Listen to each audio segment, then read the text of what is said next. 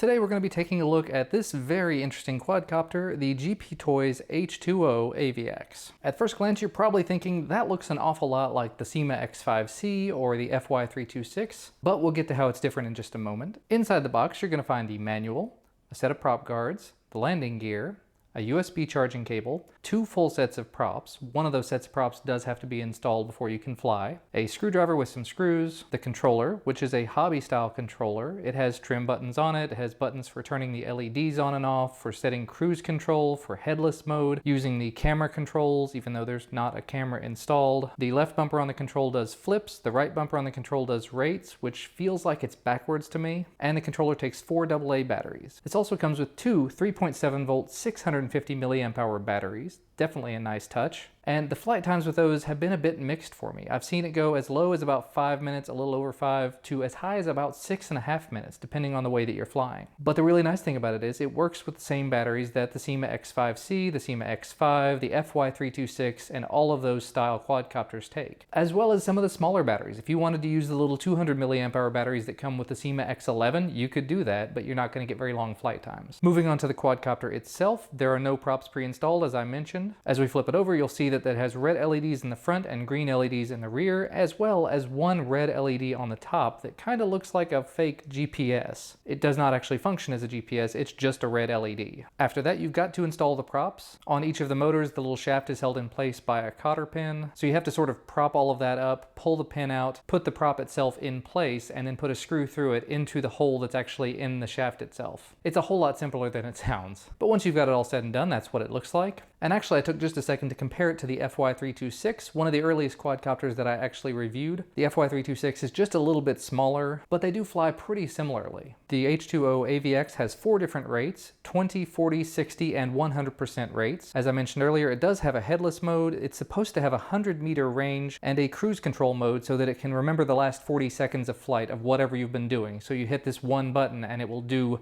whatever you did for the last 40 seconds over again. But really the one thing that makes this special and unique, the one thing that made me want to look at it, the one thing that made me get in touch with GearBest and say, I have to check this out, is that it's waterproof. You may have actually noticed in the camera here, there's water on the AVX right now, because I literally just brought it back inside from flying it in the water. Let's go ahead and move on to the flight review so I can talk about that a little bit more. As far as how it flies, it yaws a lot like the FY326. The yaw rate doesn't change very much through the 4 rates. It does change a little bit, but not a huge amount. Has a pretty decent amount of pitch and it can fight the wind pretty well. Actually fights the wind, I think, a little bit better than the FY326. And having those 4 different rates means that you get a little bit more fine-grained control amongst your flying. As far as the flips, they're okay. They're not the best I've ever seen, of course. It is a large plastic craft, so when you go to flip it, it takes a little bit more effort. So they're not really super fast or anything. They're kind of big, but they definitely get the job done. And you can even do some double flips if you're very careful not to fly it into the ground. More often than not, when I tried to do double flips, I crashed into the ground, which actually does speak volumes to the durability of this thing. Compared to the FY326, I've slammed this directly into concrete and it does not have a scratch on it.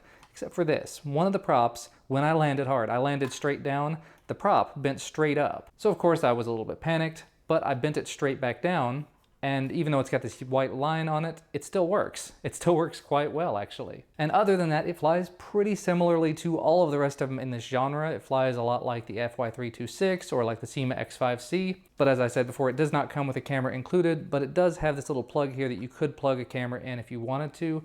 But I don't know why you'd want to, because the one real draw of this, as I mentioned earlier, is that it's waterproof. Now, I was a little hesitant about this at first, so what did I do? I took it and I put it in the shower. I turned the shower on, I turned on the quadcopter and paired everything up, and I gave it a little bit of throttle, and I just held it in the shower stream to see what it would do. And it kept going.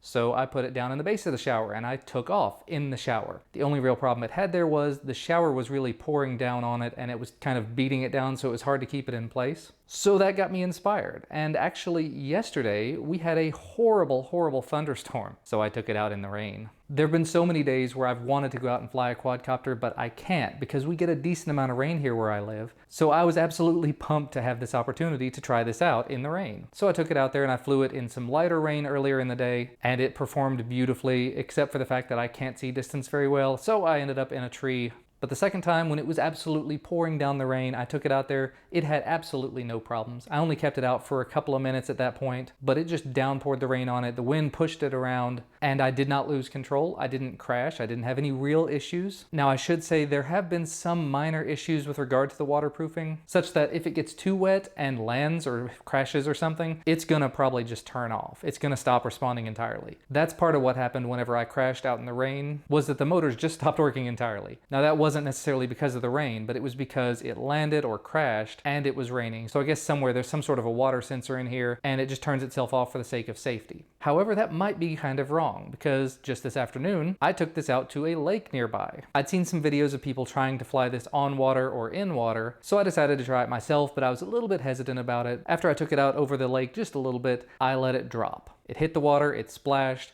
and I was able to take right back off. I was able to spin around, I was able to pitch and roll left, right, forward, back, and it would actually dip the propellers down into the water and push against the water to move itself. Very, very cool stuff. And I was able to take back off from the water. I was able to do flips and crash down into the water and have it keep going. I didn't actually end up going very deep under the water at any point. There was one point where it did a flip and it landed upside down on the water and sunk a bit. And just for the sake of testing, I tried it again, and the motors actually tried to spin under the water too. But at that point it had hit the bottom, and so it didn't really want to spin very well. But I pulled it back out, I sat it back down on the water, and it took off again. Now, there was one instance when I was out there and something went completely weird. The motors just kept right on spinning, even though I had turned the throttle off. But once I picked it up out of the water, I just kind of grabbed it like this and lifted it up.